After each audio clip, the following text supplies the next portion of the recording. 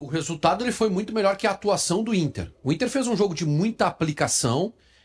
O Bahia, apesar do volume, posse de bola foi 60-40, né? Aproximadamente. Foi 60-40. Apesar da posse de bola ser muito mais do Bahia, durante quase todo o jogo, o Bahia não finaliza com perigo de dentro da área do Inter.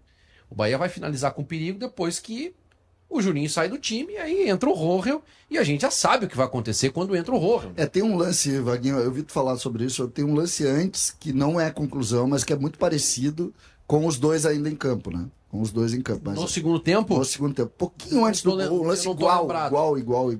E as chances do Inter, no primeiro tempo, elas são chances assim, ó. Essa aí, eu não sei, eu não considero chance, porque o chute é ruim, né? Pois é, mas ó, eu acho que ali tomou a decisão errada. Pode ser, mas olha a jogada. A bola é lá no... Olha lá a bola. Aqui no Bruno Henrique atrás, ó. Tá bem, dá uma seguradinha. É uma oportunidade, cara. Tudo bem. Mas assim, o Inter teve o jogo... E é isso que eu queria dizer. O Inter teve o jogo muito bem controlado na fase defensiva, eu achei. Até a substituição. O Bahia cercou, o Bahia teve volume, mas não teve conclusão de perigo. A conclusão mais perigosa acho que foi no começo do jogo, que é uma defesa do Antony. Tem duas. Tem mas, Antony, uma por fora, essa de mas longe. assim, defensivamente o Inter foi muito bem de novo. Teve uma atuação segura. O Antony foi bem no jogo de novo. O Aguirre estava bem. Essa é a única chance de dentro da área. Essa aí, ó. Essa é a única que é quase fora, né? Que é quase fora. Que é em cima do talento do menino esse também, que é muito bom jogador. O Luciano Rodrigues. É isso? Olha lá, pum, vira, bate em cima do Fernando. E boa defesa do Boa defesa, bem no cantinho. O Roger chamou, Munari, na entrevista coletiva, eu acho que o Inter... faltou capricho pro Inter, faltou um pouco de cuidar do detalhe na hora da transição, do passe. O Roger falou em falta de contundência.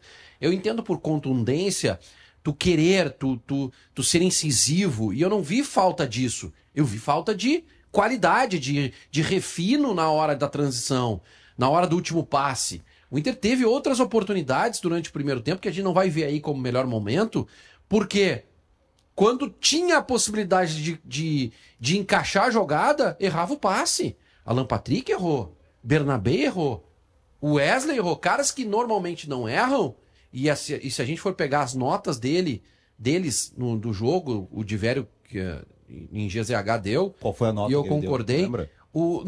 As notas, elas começam boas do time, e aí quando começa ali Alan Patrick, vai caindo as notas.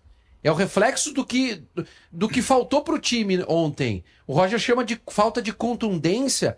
Eu não considero isso, acho que faltou qualidade. Bom, aí nós vamos entrar num outro detalhe. O time foi muito aplicado, precisou se aplicar muito taticamente para segurar o Bahia, e aí quando precisou, lá na frente, ter inspiração, faltou gás, faltou um pouco mais de refino.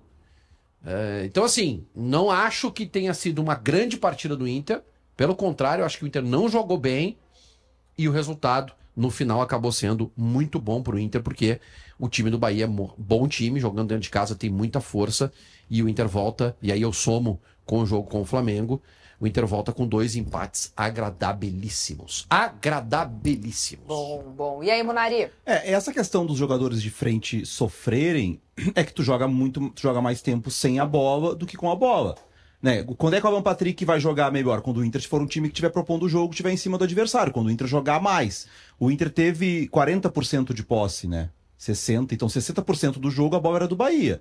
60% do tempo o Vitinho, o Wesley, o Borré, o Alan Patrick estavam correndo atrás dos jogadores, né? Mas quando teve a bola, faltou o refino. Mas aí também tem o desgaste de fazer isso. Aí entra o desgaste. E tira o controle. Eu acho assim, como proposta para 2 jogos fora de casa de início, eu acho que tá ok. Tá? O Inter só não pode se acostumar a jogar assim sempre que vai jogar fora de casa. O Inter jogava assim ano passado. O Grenal na Arena jogou assim também. Mas aí já tava com 2-0, né?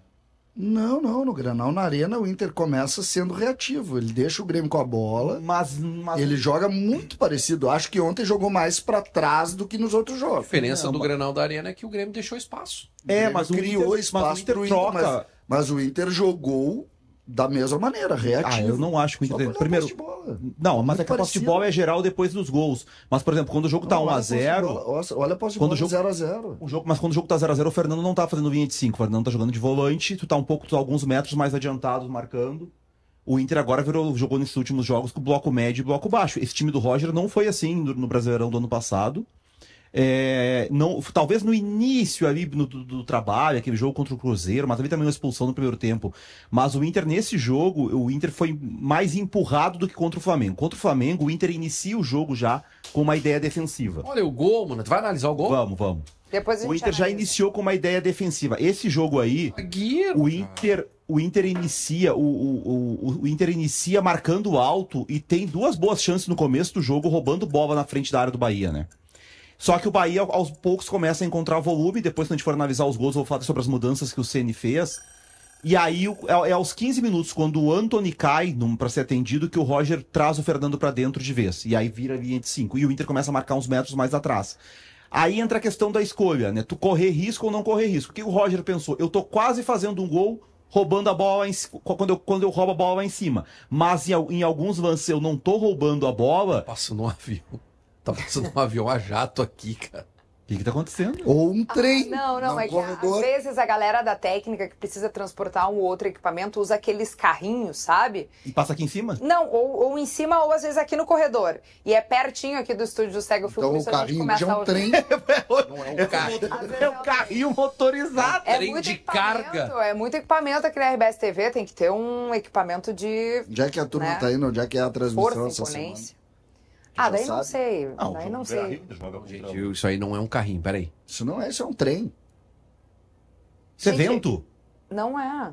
Isso é um trem. Agora eu não sei o que é. Tá, bom, mas assim, talvez possa ser até o ar, né? Não sei o que pode ser. Pode estar estragando Vamos ver. no ar, pode Não ser, sei. né? Gente, olha aqui, ó. O Munari tava falando ali, né, do Aguirre e tudo mais, ó. O Leonardo Alves. O Aguirre segue cada jogo melhor. Marca muito bem e agora começou a ir mais pra frente. Acho que tá se credenciando a ser um titular incontestável até que o Bruno Gomes volte. Mas ele sofreu com o Eric Pulga ontem, né? Ele sofreu na marcação defensivamente, ele participa do gol, ele quem chuta a bola. O Goverão deu uma ajuda ali, né? O Goverão soltou a bola pro Valência, mas ele sofreu assim. Só que aí é que tá, tu vai enfrentar jogadores de um nível mais alto. Só o que eu ia concluir sobre o Inter é o seguinte: os dois resultados foram bons. Qual foi a aposta do Inter? Empatar fora de casa é bom. Agora tu vem para os jogos em casa. Tu precisa ganhar do Cruzeiro domingo no Beira-Rio pro empate contra o Flamengo ter sido bom. Tu precisa ganhar do Atlético Nacional no Beira-Rio pro empate lá em Salvador ter sido bom. Se tu não ganha um desses jogos, esse empate que foi bom fora de casa já passa a não ser, né? Então foi uma aposta. Não vou arriscar muito fora, vou jogar pelo empate, vou conseguir o empate e agora trazer decisão pro Beira-Rio, ou trazer os 3 pontos pro Beira-Rio. Acho que o Inter tem totais condições, mas os jogos do Beira-Rio serão diferentes, né? Vai ser o Inter que vai se expor mais e aí vai ser o que o Vaguinha falou. Vai ter mais Alan Patrick com a bola, vai ter mais a Valência com a bola, Valência ou Borré, não sei quem é que vai jogar, né? Pois Essa é. a discussão. Essa é uma Nós questão vamos ficar o ano inteiro nessa discussão. que eu vou até aproveitar esse teu gancho para o próximo tema, que é o artilheiro Ener Valencia, e esse dilema, essa dor de cabeça boa, digamos assim, que o técnico Roger Machado vai ter. O Valencia entrou ali, atuou cerca de meia hora e foi, digamos assim, decisivo nesse jogo para que o Inter não saísse com a derrota. Foi do Ener Valencia o gol do empate na estreia da Libertadores contra o Bahia. E o Roger falou claramente sobre a condição de reserva do Valencia. Ela pode estar mudando, vamos ver. As escolhas foram baseadas nos critérios que eu tenho adotado, sem deixar de olhar para o critério performance e desempenho, né, que o Valencia vem tendo, né? Sem dúvida nenhuma credencia, né, a estar de volta entre os 11, né, em outros momentos próximos, né, porque eu preciso ser justo também, mas a ideia era eu ter na figura do Borré um pouco mais de pressão dentro do campo de ataque, né, um pouco mais de sustentação.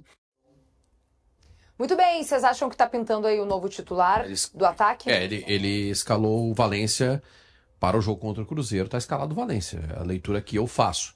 O Roger é um treinador que, desde que chegou no Inter, as tomadas, as escolhas dele, elas são quase que 100% corretas. Difícil da gente achar aqui uma alteração, uma escalação que o torcedor não concordasse. E talvez ali, eu discordei do Roger no ano passado, quando ele tirou o Gabriel Carvalho e botou o Tabata. pura e simplesmente por eu entender que ele tirou o Gabriel Carvalho no momento de vitória do Inter. O Inter estava ganhando com o Gabriel Carvalho do time. Mas ele coloca o Tabata e o Tabata dá uma resposta positiva. E o time continua ganhando. E o time continua ganhando. Então o errado era eu. E cadê né? o Tabata, hein? O Tabata tá no DM. Aliás, depois a gente pode falar sobre a configuração do time do Inter para os próximos jogos. Eu acho que tá fazendo falta, tá? Porque era pra ele voltar agora nesse início de abril, né? Pelo menos ficar à disposição contra o Cruzeiro, mas acho que não vai É ficar o também. segundo jogo que ele tira um dos extremos para botar um volante, mas não tem essa figura. Mas sobre Valência, tá? Eu acho que ontem era jogo pro Valência. Eu entendi a escalação do Borré contra o Flamengo, as justificativas do Roger, mas no meu entendimento, o treinador ele precisa analisar não só a parte técnica, tática, de leitura de jogo do adversário, mas ele precisa notar também uma coisa que para centroavante, talvez para essa função, seja primordial para definir a escalação, que é a fase do centroavante. E o Roger não levou isso em consideração. A fase do Ener Valencia, ela é uma fase, eu não vou dizer excelente, mas é uma fase boa.